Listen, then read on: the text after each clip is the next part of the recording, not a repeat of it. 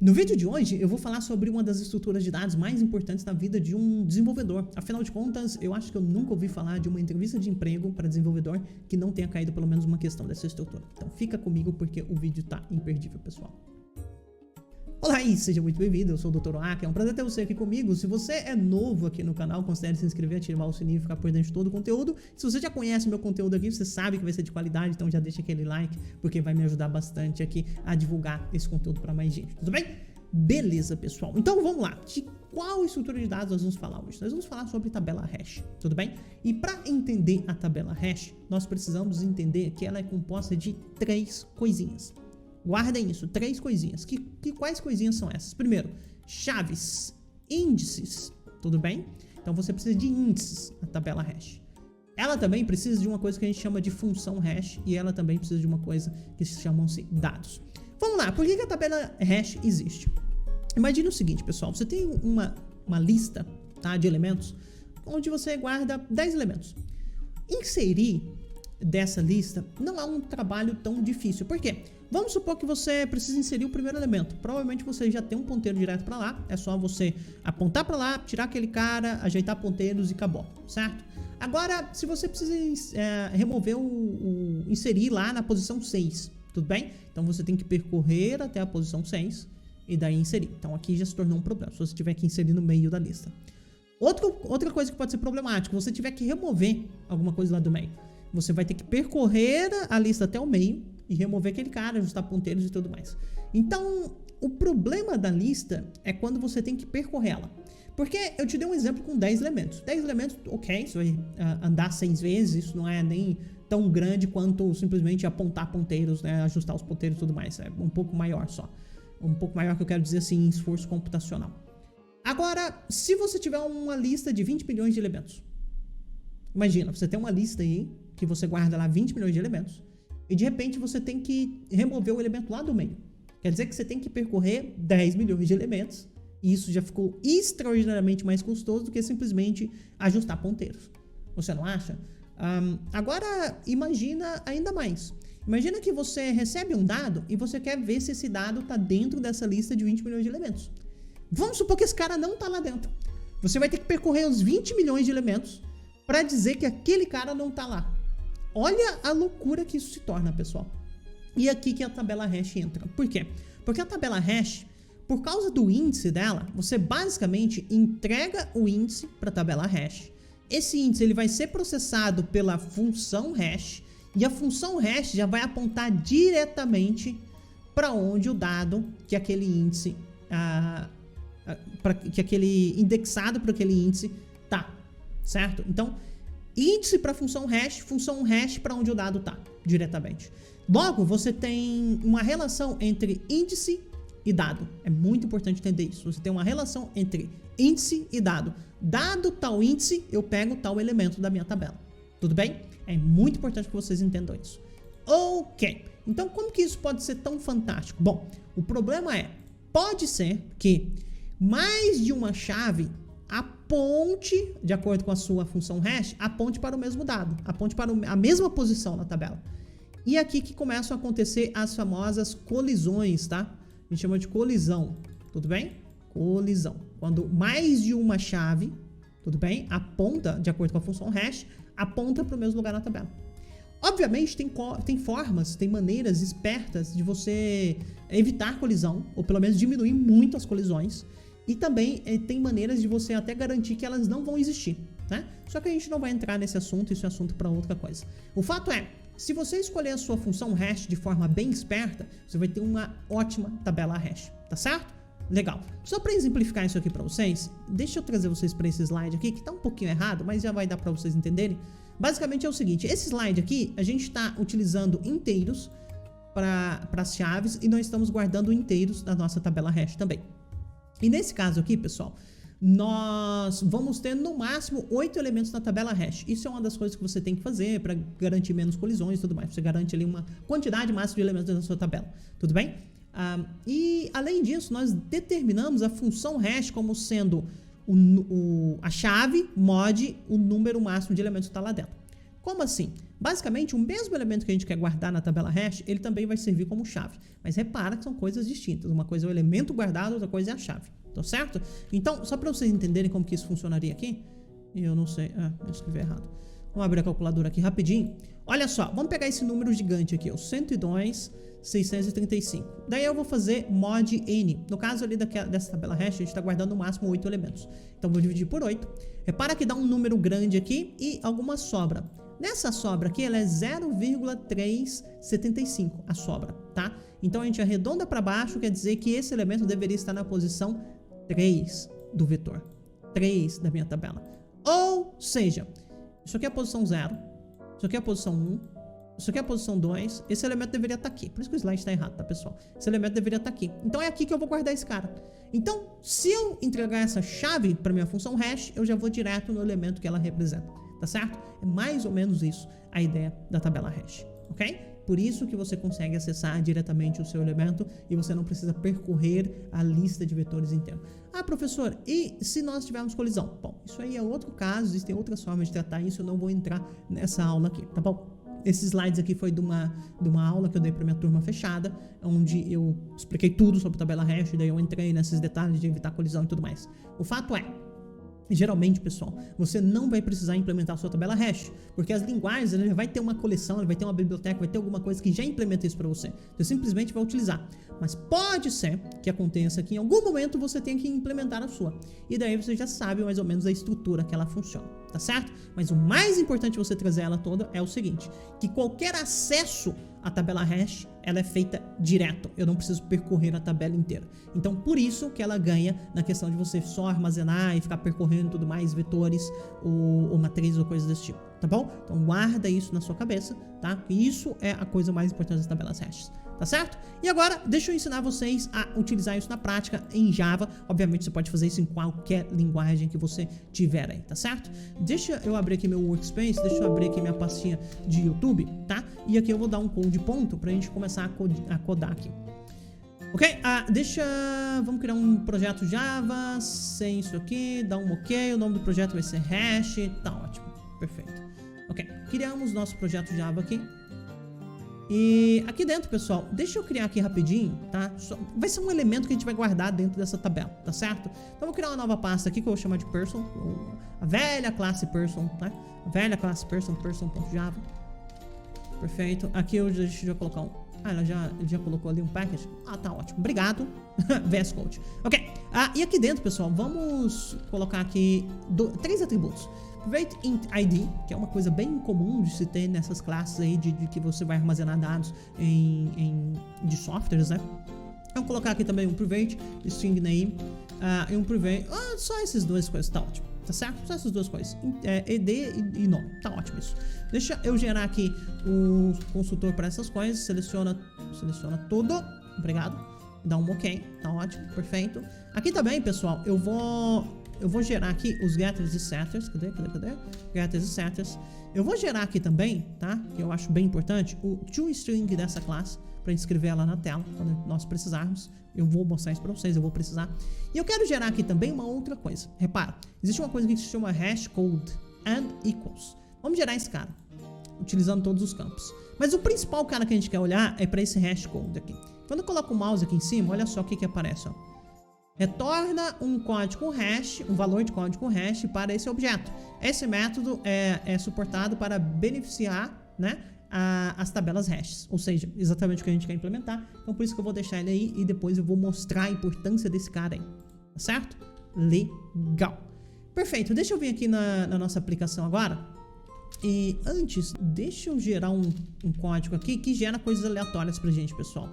Agora, pessoal, entra a parte que nos interessa, que é utilizar a hash table, ou hash map, ou alguma tabela hash que tenha disponível aqui dentro do Java.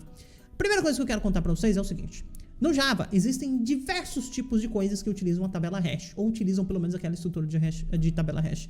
Existe, por exemplo, o hash set, existe o hash tree, eu acho que é hash tree mesmo. Existe o hash map, existe a hash table, tá certo?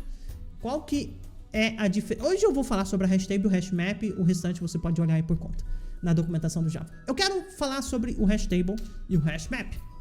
Qual que é a diferença desses caras, pessoal? Eles fazem exatamente a mesma coisa. Exatamente a mesma coisa. A única coisa que muda entre eles é a questão de paralelismo, concorrência, tá? Então, esse aqui, ele não é o que a gente chama de thread safe. Not thread safe. E esse aqui, ele é thread safe. O que isso significa, pessoal?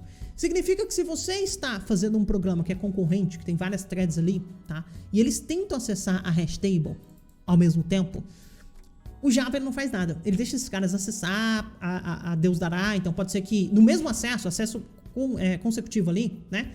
Um cara remove o negócio, tenta remover e o outro cara tenta acessar. E daí vai dar um problema, vai dar, enfim, vai dar runtime error, vai dar problema pra você. Porque um tá tentando remover e o outro tá tentando acessar aquele dado ou modificar aquele dado. E isso vai dar problema pra você. Seu programa não vai funcionar da maneira que você esperava. Agora, o hash map, ele é thread safe. O que isso significa? Significa que quando esses acessos concorrentes acontecerem ao mesmo tempo a esse dado, né, a esse recurso, o próprio Java, né, ele vai dar um jeito de sincronizar esses acessos. Ele vai falar, não, primeiro você, depois aquele. Tudo bem? Então ele vai sincronizar esse negócio. Ele não vai deixar que a coisa aconteça ao mesmo tempo. Tudo bem? Legal. Existem casos onde você sim quer que as coisas acessem ao mesmo tempo e tudo bem isso acontecer. Existem casos que você quer sincronizar esses acessos. Então, depende da sua, do que você vai fazer aí. Tá certo? Legal. Então, é exatamente a mesma coisa, tirando esses fatores. Tudo bem? Então, para exemplificar para vocês, eu vou utilizar aqui o hash table. E, pessoal, lembra que eu falei para vocês que a tabela hash, ela é composta de 3 coisas?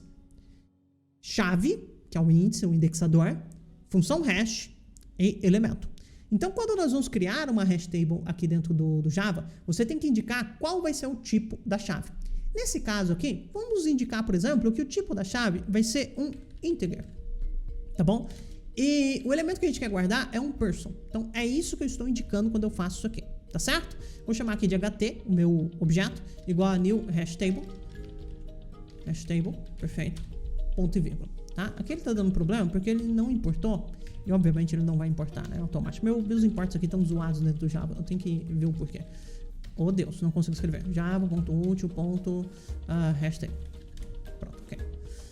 Legal. Repara que aqui, agora ele tá dando um warningzinho aqui, né? Ele tá dando um warningzinho porque ou falta eu fazer isso, ou falta também, eu posso colocar aqui, integer e person. Tá certo? Legal. E agora o que eu quero fazer? Eu quero fazer o seguinte: person p1 igual a new generate random person. Eu quero gerar uma pessoa aleatória aqui, basicamente.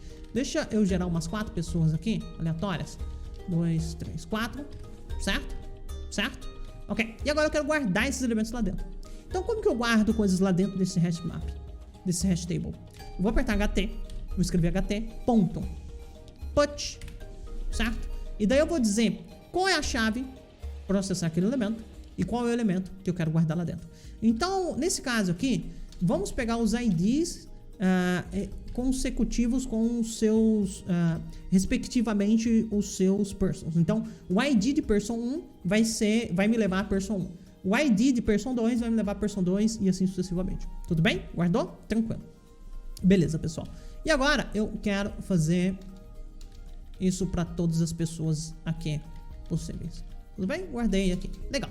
E agora, pessoal, eu quero percorrer esse hash table para escrever essas coisas na tela. Existem algumas formas de a gente fazer isso. Eu vou mostrar 2 aqui para vocês. A primeira forma, que é mais clássica aqui do Java, é eu fazer o seguinte. Integer, que vai ser minha chave. Então, para cada chave que eu tiver dentro do meu hash map, daí a gente faz isso. ht.keyset, ok. Para cada chave que eu tiver dentro do meu hash map, eu vou escrever o elemento correspondente na tela. Qual que é o elemento correspondente? ht.get, simplesmente get, eu acho. E daí eu escrevo aqui key. Tá certo? Entenderam? Então, ht.get e daí eu passo a chave que eu quero pegar lá dentro. Tudo bem? Então, vou dar um Ctrl S aqui. Vamos executar isso aqui rapidinho. Executei. Vamos ver o que vai dar. Repara que ele gerou os mesmos nomes. Ele gerou os mesmos nomes, pessoal, porque eu coloquei a mesma coisa dentro do meu hash table. Ok. Agora sim. João, Pedro e José. Tá certo? Eu inseri 2 Joãos lá. Tem 2 Joãos diferentes no meu time aqui. E Pedro e José. Tá certo? Vou executar mais uma vez, só para vocês verem o que acontece. André, Joaquim, José e André. Tá ótimo? Legal. Então, as coisas estão funcionando conforme a gente esperava, mais ou menos. Repara o seguinte, aqui embaixo eu vou, por acaso, só dar um system.out.println, eu vou colocar aqui, ó, ht.get, tá? E eu vou passar o -1.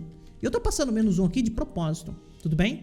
Porque -1 não é possível de eu gerar aqui, de acordo com o generate que eu dei aqui. Então, -1 é uma chave que não existe. Eu vou rodar isso aqui para mostrar para vocês o que acontece. Ó, ele retorna nulo, ele retorna nada.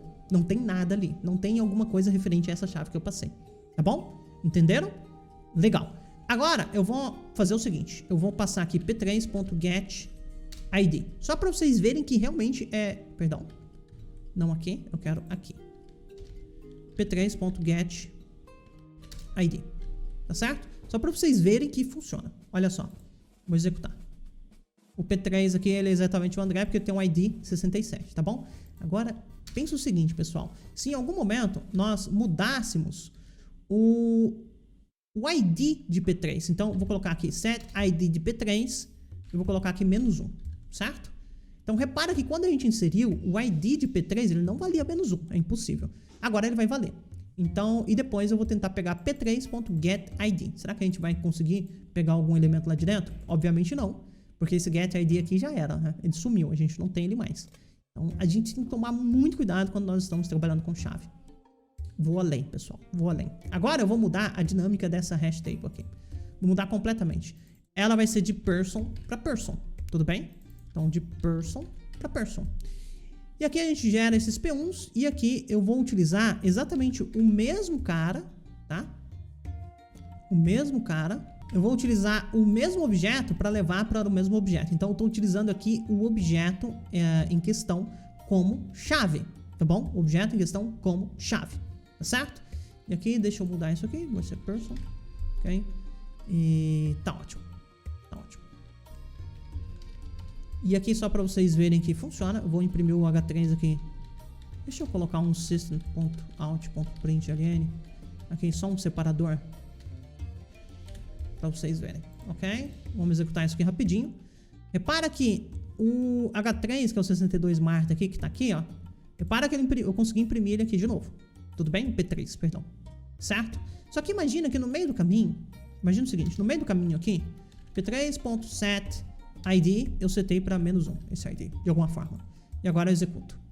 Olha só o que aconteceu. Nulo. Por quê? Porque esse objeto que está servindo como chave, ele mudou no meio do caminho. Tá? Ele mudou no meio do caminho. Ou seja, enquanto daquela outra vez eu estava informando simplesmente uma chave errada, uma chave diferente das chaves que eu tinha colocado com o respectivo objeto, nesse caso aqui, o meu objeto, né, que é o P3 aqui, ele não mudou, não estou dando outra chave, eu estou dando exatamente o P3 aqui.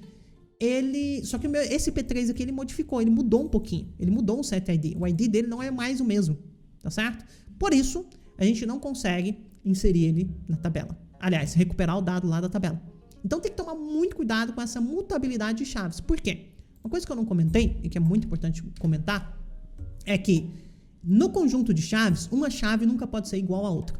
Tudo bem? E uma chave também nunca pode mudar. Porque se K1 aqui muda, ela já não vai mais levar para a posição aqui respectiva dela. Porque a função hash não mudou. Só que se K1 mudou, ela vai dar um resultado diferente na função hash. E eu mostrei um exemplo aqui de função hash para vocês, que é a questão do mod, tá certo? Então tem que tomar muito cuidado para fazer isso. E para finalizar, pessoal, eu só quero mostrar para vocês como que o hash map, se você não está trabalhando aqui com paralelismo, tá? Como ele é a mesma coisa, tá certo? O hash map é assim ou é assim? Nesse caso aqui ele é maiúsculo, ok? Hash table que não é, ok. Perfeito. Repara que eu não mudei mais nada, eu só mudei as declarações. Eu vou executar isso aqui. Executei e ele continua retornando o esperado aqui, tá certo? Pessoal, pelo vídeo de hoje é isso. Eu espero que vocês tenham gostado. Espero que vocês tenham entendido um pouquinho aqui sobre hashmap, hashtable e, enfim, tabela hash no geral. Deixa aqui nos comentários me dizendo o que mais você gostaria de aprender sobre Java ou sobre qualquer outra linguagem aqui, tá bom? Um abraço do Dr. Uak e até a próxima. Tchau, tchau.